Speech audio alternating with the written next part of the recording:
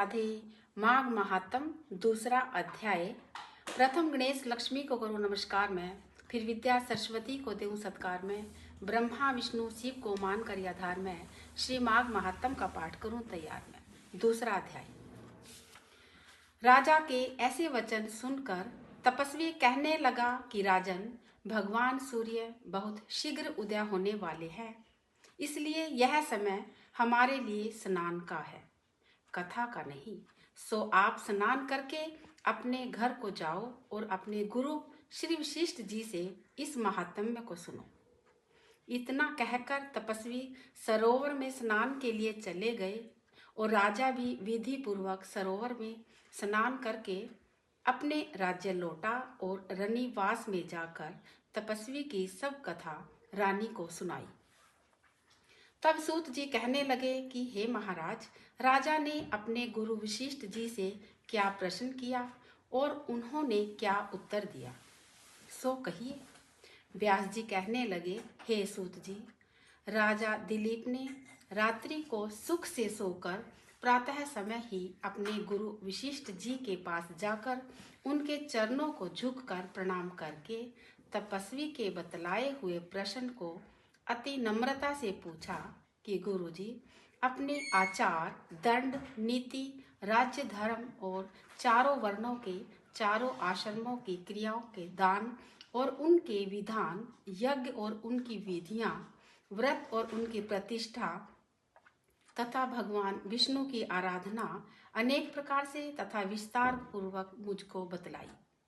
अब मैं आपसे माघ मास के स्नान के महात्म्य को सुनना चाहता हूँ। सो हे तपोधन, नियम पूर्वक इसकी विधि समझाइए। गुरु वशिष्ठ जी कहने लगे कि हे राजन, तुमने दोनों लोकों के कल्याणकारी वनवासी तथा गृहस्थियों के अंतःकरण को पवित्र करने वाले माघ मास के स्नान का बहुत ही सुंदर प्रश्न पूछा है। मकर राशि के सूर्य के आने पर माघ मास में स्नान का फल गौ, भूमि, तिल, वस्त्र, स्वर्ण, अन्न, घोड़ा आदि दोनों तथा चंद्रायण और ब्रह्मा कूर्च व्रत आदि से भी अधिक होता है। बैसाख तथा कार्तिक में जप, दान, तप, यज्ञ बहुत फल देने वाले हैं, परंतु माघ मास में इसका फल बहुत ही अधिक होता है। माघ मास में स्नान करने वाला पुरुष राजा और मुक्ति के मार्ग को जानने वाला होता है।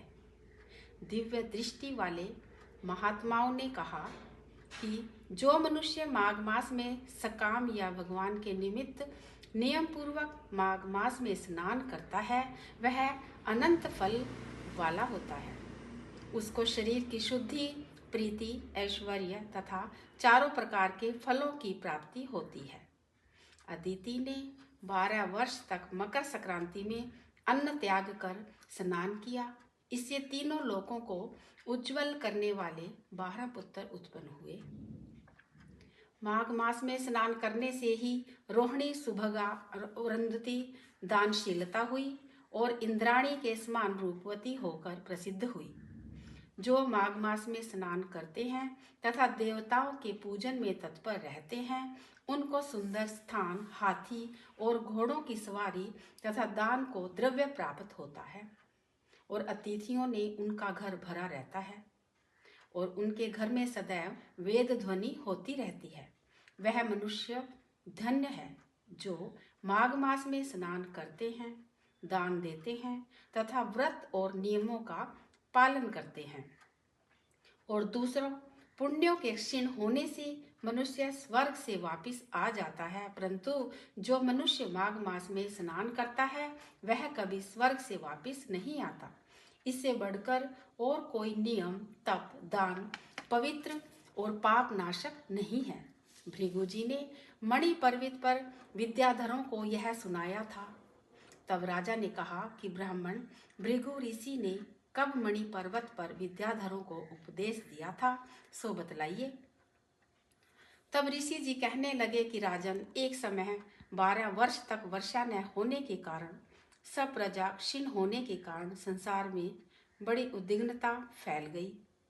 हिमाचल और विंध्याचल पर्वत के मध्य का देश निर्जन होने के कारण श्राद्ध, तप तथा स्वाध्याय सब कुछ छूट गए। सारा लोक विपत्तियों में फंसकर प्रजाहीन हो गया। सारा भूमंडल फल और अन्न से रहित हो गया। तब विंध्याचल से नीचे बहती हुई नदी के सुंदर वृक्षों से आच्छादित अपने आश्रम से निकलकर श्री भृगु ऋषि अपने शिष्यों सहित हिमालय पर्वत पर गए। इस पर्वत की चोटी नीली और नीचे का हिस्सा सुनहरी होने से सारा पर्वत पीतांबरधारी श्री भगवान के सदृश लगता था। पर्वत के बीच का भाग नीला और बीचों बीच कहीं कहीं सफेद स्फटिक होने से तारों से युक्त आकाश जैसी शोभा को प्राप्त होता था। रात्रि के समय वह पर्वत दीपकों की तरह चमकती हुई दिव्य औषधियों से पूरित किसी महल की शोभा को प्राप्त होता था। वह पर्वत शिखाओं पर बांसुरी बजाती और सुंदर गीत गाती हुई किन्नरियों तथा केले के पत्तों की पताकाओं से अत्यंत शोभा को प्राप्त होता था। यह पर्वत नीलम, पन्ना, पुखराज तथा इसकी चोटी से निकलती हुई रंग बिरंगी किरणों से इंद्रधनुष के समान प्रतीत होता था। स्वर्ण आदि सब धातुओं से तथा चमकते हुए रत्नों से चारों ओर फैली हुई अग्नि ज्वाला के समान शोभायमान था। इसकी कंदराओं में काम पीड़ित विद्याधरी अपने पतियों के साथ आकर रमण करती हैं और गुफाओं में ऐसे ऋषि मुनि जिन्होंने संसार के सब क्लेशों को जीत लिया रात दिन ब्रह्मा का ध्यान करते हैं और कई एक हाथ से रुद्राक्ष की माला लिए हुए शिव की आराधना में लगे हुए हैं। पर्वत के नीचे भागों में जंगली हाथी अपने बच्चों के साथ खेल रहे हैं तथा कस्तूरी वाले रंग बिरंगे मृगों के झुंड इधर उधर भाग रहे हैं। यह पर्वत सदा राजहंस तथा मोरों से भरा रहता है। इसी कारण इसको हेमकुंड कहते हैं।